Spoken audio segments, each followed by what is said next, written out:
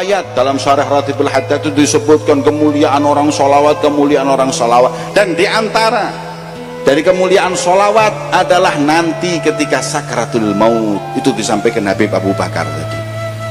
Kalau sudah orang sakratul maut ini, ya Allah hadirin, hari yang paling genting buat kita semua. Kita hari-hari biasa 1-2 setan yang goda. Tapi kalau sudah sakratul maut, itu disebutkan Habib Abdul Qadir mengatakan 70.000. Dan setan mengerahkan semua daya upayanya untuk membuat orang itu mati su'ul khatimah. Ini menakutkan. Sudah begitu ditambah lagi malaikat Israel ketika penyabut nyawa, sakit hadirin. Jangan lagi kita, Nabi ketika ditanya bagaimana rasanya ketika engkau dicabut nyawamu wahai Nabi, beliau menjawab rasanya seperti dikulitinya hewan hidup-hidup, nggak pakai disembelih. Itu sakratul maut. Setan mengerahkan semua daya upaya. Jangan lagi kita mau merasa aman.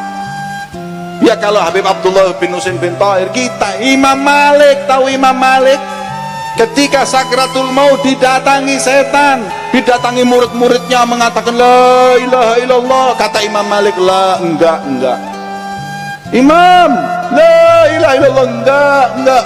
Nangis muridnya Imam Malik ketika ditalkin bilang tidak. Kemudian ketika beliau sadar, orang meninggal itu kadang sakratul maut, kadang sadar, kadang sekarat, kadang sadar, selalu seperti itu. Kemudian pas sadar muridnya berkata, Imam, kenapa? Tahu nggak kau ketika tadi aku katakan, aku talkin la ilaha illallah, kau berkata tidak. Beliau mengatakan, saya nggak mengatakan tidak kepadamu, tapi aku berkata kepada syaitan yang datang kepadaku dan berkata engkau adalah orang yang soleh, kau berhasil dalam hidupmu wahai Imam Malik. Beliau berkata tidak, jangan kau tipu daya aku. Kalau kau mengatakan kau orang soleh, iya aku orang soleh, berarti aku ujub meninggal dalam keadaan penyakit hati. Maka beliau mengatakan tidak. Iku Imam Malik, apalagi Haji Malik hadirin. Mana mau aman kita sakratul, apalagi 70.000 malaikat, 70.000 setan. Orang-orang kayak kita ini nggak usah 70.000 setan, setengah setan cukup hadirin. Kadang-kadang setan aja kalah sama kita hadirin. Terus gimana sakratul maut seperti itu? Pedih sakratul maut, setan banyak. Mereka orang yang bersolawat kepada Nabi Muhammad mendapat kemuliaan dengan hadirnya rauhaniyatu Rasulullah bersama orang-orang yang ketika sakratul maut setan lari. Sakratul maut setan lari, tapi tetap namanya sakit ya sakit hadirin. Wong Nabi aja ketika diambil nyawanya oleh Israel seperti apa? Kambing dikuliti hidup-hidup.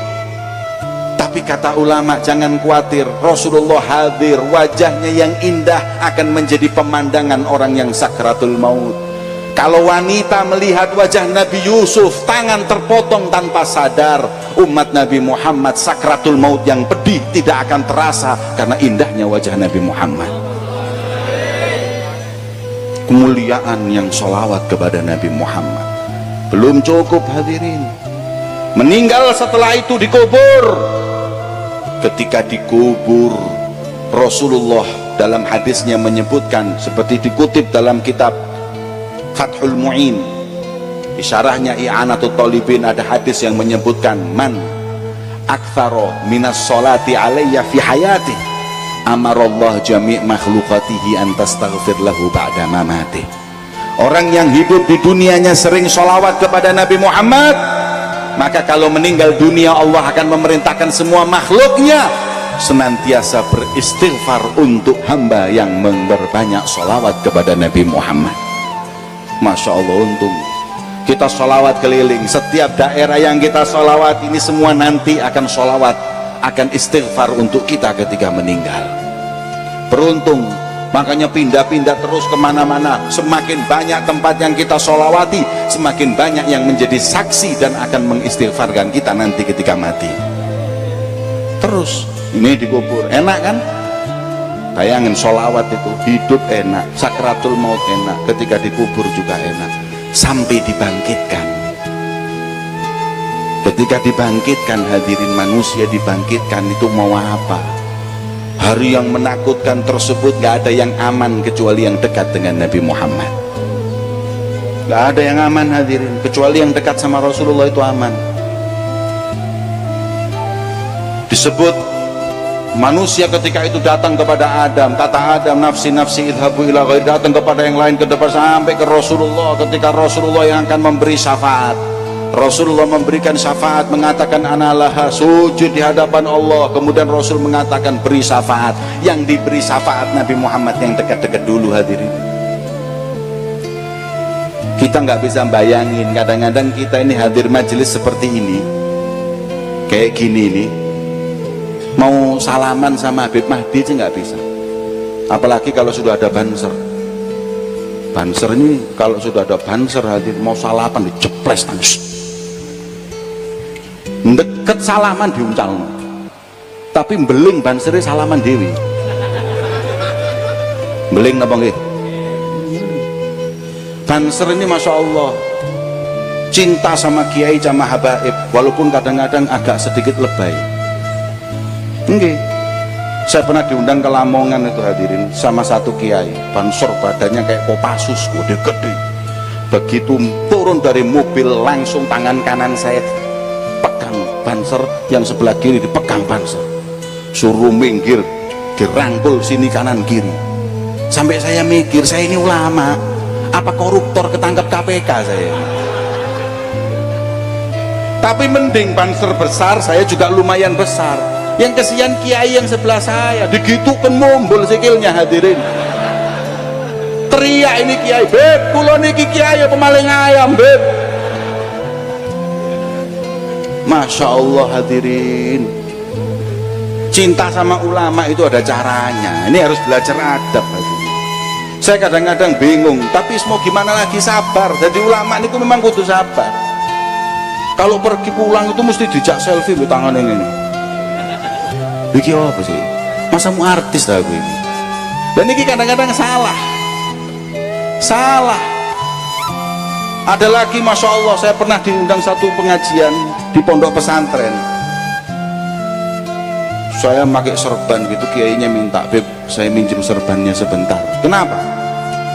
Mau tabarukan seperti Imam Syafi'i kepada Imam Ahmad bin Hanbal. Serban panjenengan saya pinjam, saya masukkan air biar diminum anak satu pondok. Masya Allah, saya kira ini husnudzon. Orang husnudzon itu dapat apapun, sama maling aja dapat, apalagi sama ulama. Akhirnya saya kasihkan, wis sampean monggo, ini bentar pinjam sebentar aja. Muridnya disuruh ngambil ember, cong, orang Madura, ambilkan ember, masukkan, ngenom, kata orang Madura, suruh minum ini sana pondok. Terus dikasihkan, beb, matur soon, beb, terima kasih. Saya bingung, teles-teles iki dibalekno aku. Ya sampeyan angsal barokah kula sing masuk angin mari ngene. Hadirin, ini sampai endi kok iso menang banser iku mang ya apa sih? Nanti ketika kita di yaumil mahsyar, kita mau deket sama Nabi ini gimana, hadirin? Wong jamaah cuma 2000 salaman sama Habib Mahdi aja nggak bisa, apalagi ini 20 triliun. Kita dapat jatah di belakang mentit gak ketok nih. Mana mungkin kita bisa salaman sama Nabi? Sahabat di depan, wis model sahabat di depan, tabiin di depan, kemudian para aulia di depan. Kita ini ngemper di belakang, mentit gak ketok Nabi Muhammad. Gak bisa. Mau dekat sama Nabi bagaimana? Lawang amalan mereka seperti itu, 25.000 la ilaha illallah, 25.000 ya Allah, 25.000. Itu katanya sebagian ulama mengatakan itu amalan Habib Abdullah bin Husain bin Thair sebelum tidur. Jadi kalau mau tidur tuh bacanya la ilaha illallah 25.000 itu sebelum tidur, wirid sebelum tidur segitu. Sampai saya kasih ijazah wocon beniki. Siap. Poro. Sampai Ramadan dan tentek sampai mojo. Itu amalan beliau seperti itu. Lah terus gimana kita? Itu pun beliau masih mengatakan, ya Rabbi ma ma'ana amal wa kasbuna kullu zalal. Ya Allah, nggak punya amal, yang ada saya cuma berbuat dosa. Ihsanuna masawi wasidkuna da'awi nura'ilil khalaik walil warnu nafik. Ya Allah, seperti itu beliau.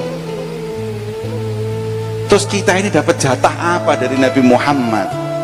Tapi Kanjeng Nabi memberikan kepada kita solusi, hadirin. Apa kata Rasulullah? Aqrabukum minni manzilatan yaumal qiyamah aktsarukum alayya salatan. Orang yang paling dekat kedudukannya nanti di sisiku di hari kiamat adalah orang yang paling banyak sholawat kepada Nabi Muhammad. Maka beruntung kalian hadirin yang banyak sholawat sama Nabi. Maka setiap hari panjenengan hadir majelis seperti mendekatkan diri nanti di hadapan Nabi Muhammad. Hari ini nih, insya Allah pulang, jarak antara kita dengan Nabi Muhammad di mahsyar semakin dekat, nggak tahu berapa kilo. Datang lagi terus semakin panjang umur kita untuk sholawat, semakin dekat dengan Nabi Muhammad. Seneng hadirin. Alhamdulillah dekat dengan Nabi, bisa salaman, bisa minum nanti telaga Nabi Muhammad. Nggak usah pakai cawan, tapi pakai tangan Nabi Muhammad. Nikmat. Kemudian masuk surga hadirin. Apakah sholawat itu manfaat ketika di surga? Kan sudah masuk surga, mau apa lagi sholawat? Ada lagi hadis tentang keutamaan orang yang banyak sholawat sampai di surga. Apa kata Nabi Muhammad? Beliau mengatakan, aktsarukum azwajan fil jannah aktsarukum sholatan alayya. Orang yang paling banyak istrinya di surga adalah orang yang paling banyak sholawat di dunia. Nah ini sampai mari ini gak oleh sholawat di bojomu kan, atau lapo kok nambah bojo di swarga. Masya Allah wong wedok nih di swarga loh kalau nambah pemilik dunia. Jadi orang yang paling banyak pahala di surga kedudukannya didapat dengan sholawat kepada Nabi Muhammad. Masya Allah hadirin, ini di surga kita mendapatkan keuntungan faidah dari sholawat.